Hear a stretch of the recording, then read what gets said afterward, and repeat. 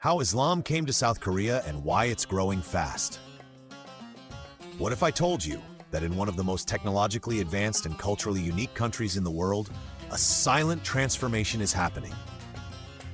A country known for K-pop, K-dramas, and cutting-edge innovation is witnessing a steady rise in Islam.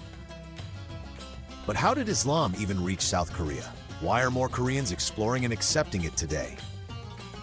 Is this just a trend or something much deeper?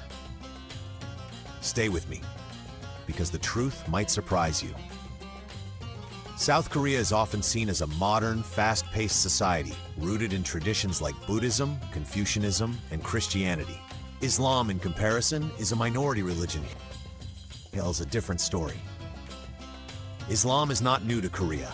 In fact, its roots go back over 1,000 years. And today, it's growing again. In this video, we'll explore the history of Islam in Korea, how it disappeared and re-emerged, and most importantly, why it's growing so fast today. Early history, the first arrival of Islam. Islam first came to the Korean peninsula as early as the 7th to 9th centuries. During this time, Muslim traders from the Middle East and Central Asia traveled along the Silk Road and maritime routes. Some of these traders reached the ancient Korean kingdom of Silla. They didn't come as conquerors. They came as merchants, travelers, and cultural ambassadors. Historical records suggest that Muslim communities existed in Korea during this time. They were known for their honesty in trade, discipline, and unique way of life. For many Koreans, this was their first exposure to Islam. The Goryeo and Joseon periods. During the Goryeo dynasty, 988-1892, Muslims were allowed to live and even hold positions in society. They built communities, mosques, and contributed to Korean culture.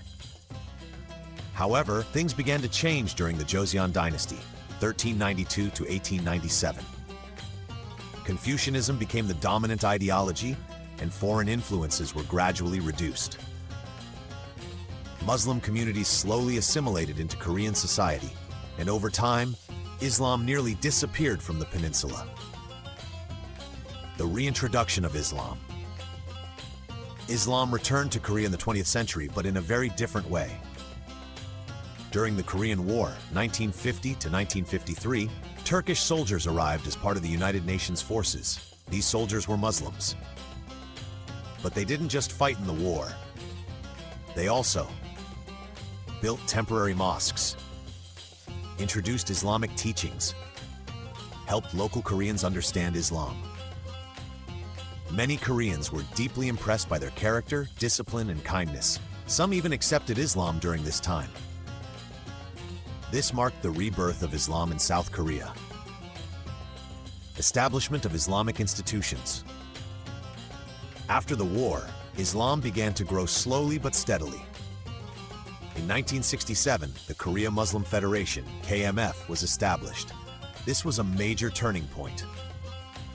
The KMF worked to build mosques, provide Islamic education, support new converts. One of the most important milestones came in 1976 with the construction of the Seoul Central Mosque in Itaewon. This mosque became the heart of Islam in Korea, a center for education and community, a symbol of Islamic presence in the country.